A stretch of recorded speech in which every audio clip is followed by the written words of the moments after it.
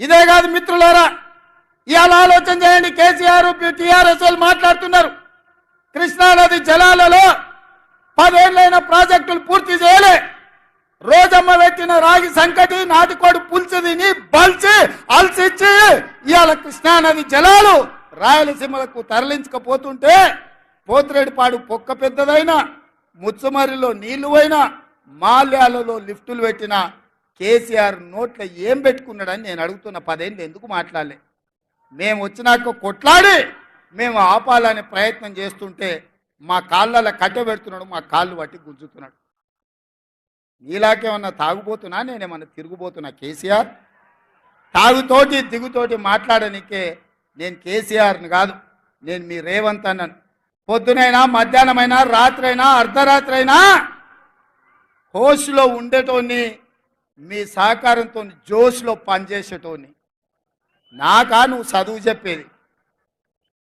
ఇవాళ ఆయన కోరిక అంత ఒక్కటే, ఈ పిల్లగాడు అయ్యిండు, నా కొడుకుని చేద్దాం అనుకున్నా, నా తర్వాత కానీ పిల్లగాడు అయ్యిండు, గా పాలమూరోడు అయ్యిండు అని మన మీద అసూయతోని ద్వేషం కక్కుతున్నాడు. సిగ్గుండాలని కేసీఆర్. ఇవాళ హరీష్ రావు అంటుండు, అసెంబ్లీకి ఎందుకు రాలేదా అంటే మా మామకు ఒంట్లో బాగాలేదని. ఒంట్లో బాగాలేనోడు నల్లగొండెం గాడిదలంగా ఆయనకి పోయినా అని నేను అడుగుతున్నా. మొన్నటి ఎన్నికల్లో ప్రజలు బోర్ల బొక్కలేసి బొక్కలు ఇరగొడితే ఇంట్లో వండుకోకుండా ఇవాళ సిగ్గు లేకుండా వీధుల్లో తిరిగి కాంగ్రెస్ పార్టీని తిడుతున్నాడు. కాంగ్రెస్ ఏం చేయలేదని. ఇవాళ నేను ఒక మాట ఈ వేదిక మీద నుంచి తెలంగాణ 4 కోట్ల ప్రజలకు నేను ఒక మాట చెప్పదలుచుకున్న మీడియా మిత్రుల ద్వారా. రెఫరెండం 90 రోజులు రేపటికి అవుతుంది. ఎన్నికల్లో ఇచ్చిన మాట ప్రకారం ఆడబిడ్డల కార్టీసీ బస్సు ఉచితం ఇచ్చినాం. రాజీవ్ ఆరోగ్యశ్రీలో 10 లక్షల రూపాయలు పేదల వైద్యానికి ఇచ్చినాం. మొన్న గృహలక్ష్మి పేరు మీద ఈరోజు ప్రతి ఇంటికి 200 యూనిట్లు ఉచిత విద్యుత్ ఇచ్చినాం.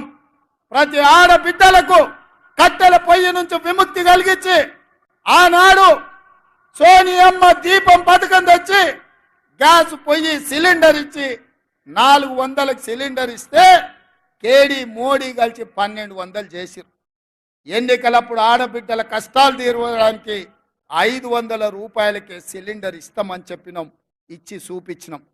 తొందరలోనే పేదవాడికి సొంతింటి కళ నెరవేరడానికి ఇందిరమ్మ ఇండ్లు ఈ నెల 11 తారీఖు నాడు ప్రారంభించబోతున్నాం. ప్రతి నియోజకవర్గంలో పేదవాడికి ఇల్లు ఇవ్వడానికి 3500 ఇల్లు ప్రతి నియోజకవర్గంలో ఆల్రెడీ మంజూరు చేసినాం. పేదలకు ఇల్లు ఇవ్వబోతున్నాం. రైతు భరోసా పథకం కింద ప్రతి పేదవాడికి 1 ఎకరం, 2 ఎకరాలు, 3 ఎకరాలు, 4 ఎకరాలు, 5 ఎకరాల పైన ఉండే వాళ్లకు వరుసగా ఖాతాలలో వాళ్లకు రైతు భరోసా పథకం నిధులు వేసినాం. ప్రభుత్వ ఉద్యోగులకు, కాంట్రాక్ట్ ఉద్యోగులకు, అవుట్ సోర్సింగ్ ఉద్యోగులకు జీతం ఎప్పుడొస్తుందో తెలియదు, వీళ్ళు ఎట్లా గడవాళ్ళను తోయదు.